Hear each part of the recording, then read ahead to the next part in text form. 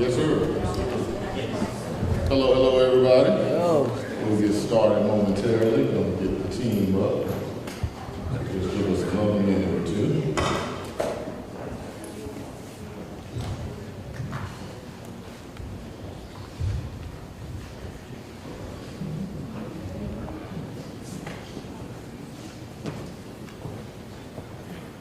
All right, I want to welcome everyone. Let's bring some on this side too. Oh, no, we can't have any on this side. All right, well, welcome everyone. We want to say thank you for being here for this press conference. We have periodic gatherings where law enforcement agencies throughout the region come together. I want to thank the Mid-South Development District that I think hosted this meeting of law enforcement agencies. We have representatives from City Council that are here, as well as the U.S. Marshal's Office. We have law enforcement from Shelby County Sheriff's Office, Germantown Police Department, Piperton Police Department. The U.S. Attorney's Office is also represented here, as well as obviously the City of Memphis and Memphis Police Department. I know there was some news that came out earlier today, and you may have questions about it, so I figured I would address that. Coming straight out the gate, the news around DLJ, it really reaffirms the approach that we have already embarked upon. It does not change anything regarding our commitment to ensuring that there is integrity in policing. The task force that has been assembled will continue to work, and we will still continue to look for continuous improvement within our police department. Today we're going to have a little bit of conversation around some efforts that Memphis Police Department has been undertaking, but I want to just kind of level set some of the conversation. In 2023, Memphis had a devastating surge of violent crime. It resulted in us having 398 homicides in our community, the highest in our city's history. And this crisis demanded immediate and decisive action. So when I took office in January 2024, I pledged to make crime reduction our top priority. We committed to a comprehensive strategy that combines law enforcement, prevention, as well as community engagement to make sure that we are reclaiming the safety of our neighborhoods.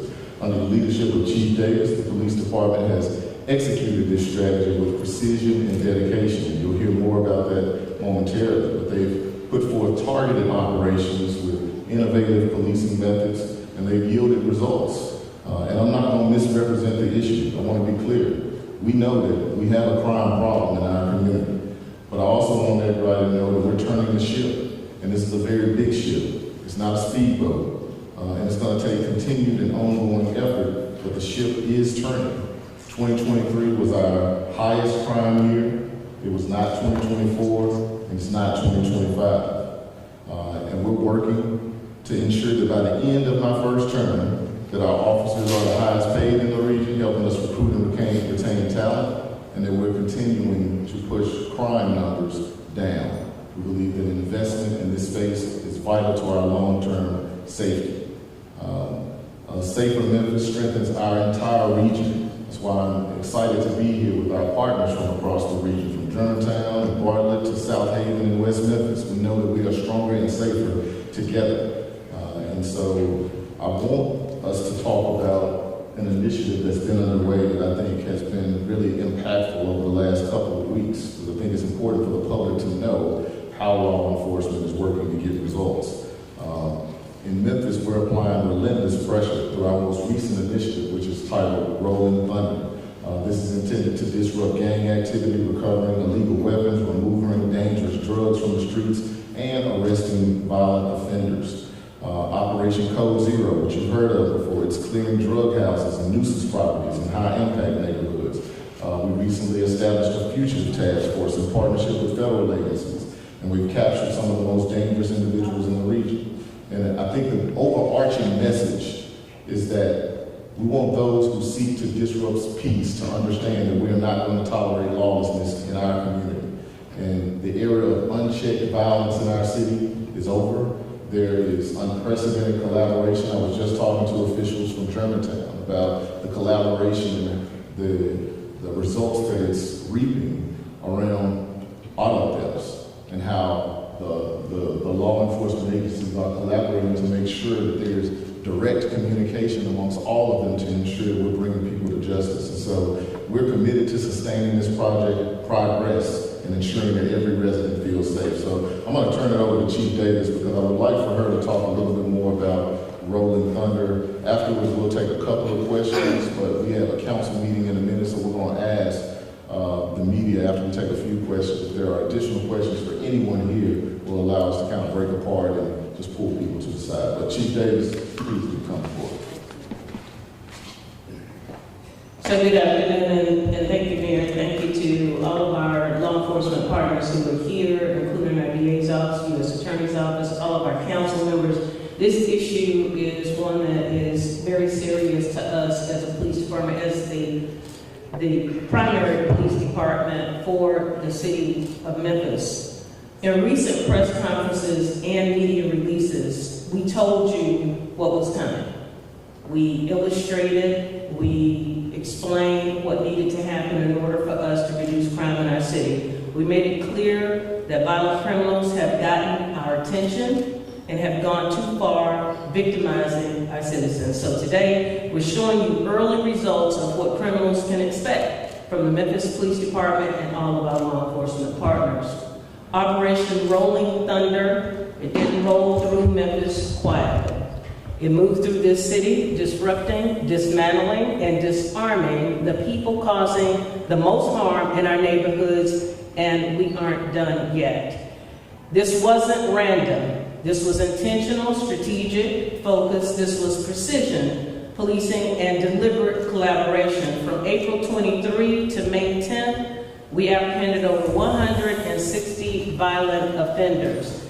50 of those are known gang members, shown here. These are the faces of violent individuals tied to murders and other gun violence, drug trafficking, auto theft, illegal weapons, and other crimes that destabilize entire communities. These faces are the drivers of violence in our city. So far, 10 people have been indicted on federal charges as a result of this operation, including 6 gang members. And we don't plan on stopping here. This is just the beginning, so let me reiterate what federal charges mean. In many instances, no bond, faster indictments, expeditious prosecution, and more severe sentences. And we owe it to the victims of crime in our city to continue working with our federal partners and our DA's office to pursue charges wherever possible. That's how we break the cycle, by ensuring the most dangerous offenders no longer have the opportunity to threaten our communities. Operation Rolling Thunder, it hit hard, and it made an impact. From January 1 to April 30th of this year, there were 30 gang-related crimes reported. During the course of Operation Rolling Thunder, there were 3 gang-related cases reported.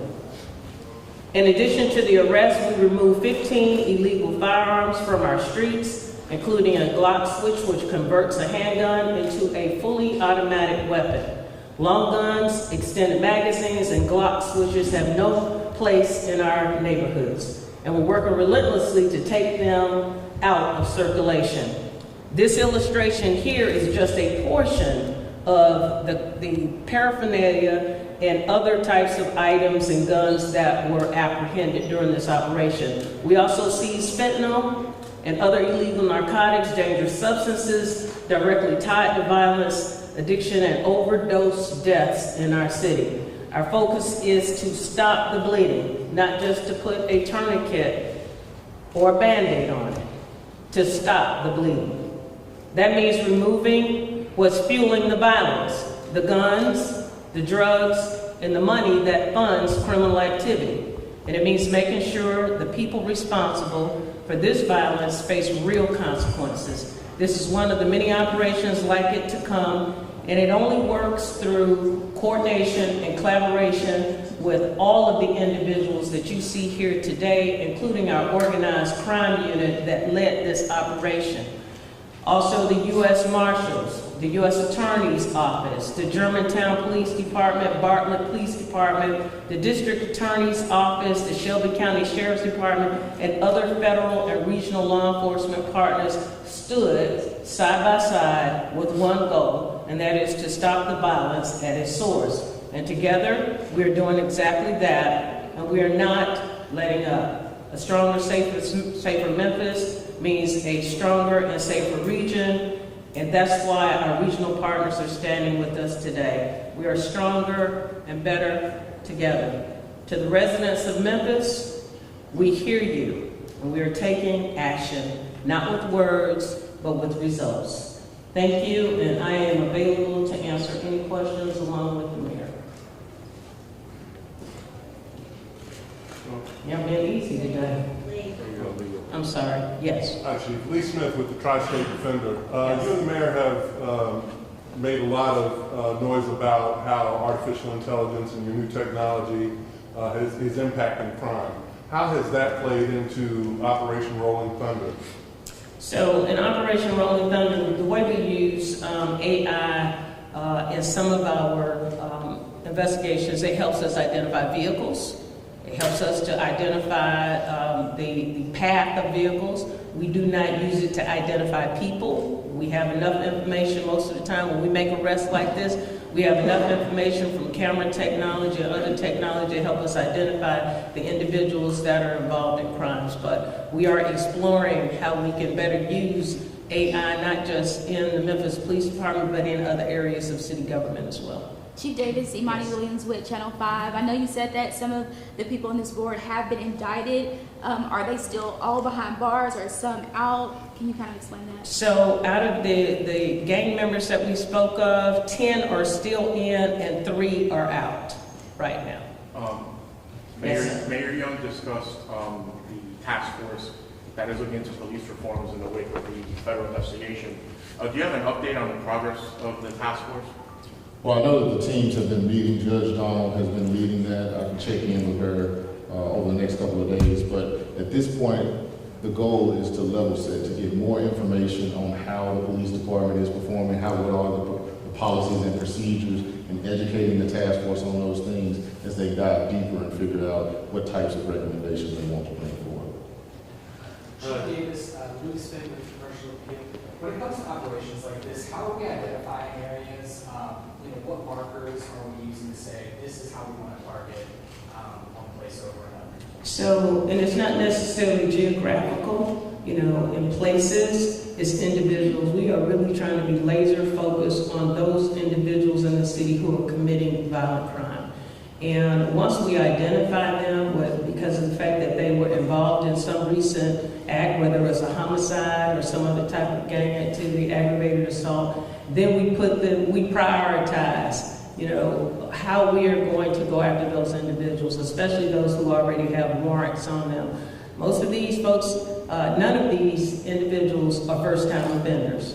None of these individuals are second-time offenders. Some of these individuals have more than 50 and 60 charges in their history, and these are career individuals that continue to commit violence in the city.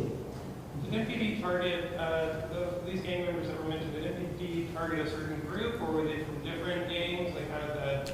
No, we didn't target any particular group, because what we have found is that there are so many different groups of individuals operating in our city. Some of them are hybrid gangs, neighborhood gangs. Some of them are more traditional. What we're identifying are these individuals who would have the most serious types of offenses, whether it is carrying extended magazines, being involved in a homicide, being involved in a mass shooting, and prioritizing them based on the level of violence and danger that they pose to our citizens. We have one more. Over the weekend, Memphis made national headlines when the director of the FBI called it the homicide capital of the country. Have you had any discussions with the FBI? What kind of message do you think this type of operation sends to your federal partners? Well, we haven't had any direct contact with the director. We are talking on a daily basis with the FBI here locally, and they have committed to resources here in our city, and we're trying not to pay too much attention to those types of comments and really trying to focus on making Memphis a safe place for everybody. Thank you, Mayor. Thank you all. Thanks, everybody. We appreciate you. I do want to acknowledge our council members again because they have a tough job. They're working on budget season. They came down to stand and support Chairman Ford Canale, Councilwoman Janice Swear from Washington, Councilwoman Pearl Walker, and Councilman Edmund Ford Sr. So thank you. We want to thank you all for being here. And you can feel free to pull somebody to the side if you have additional questions. Thank you.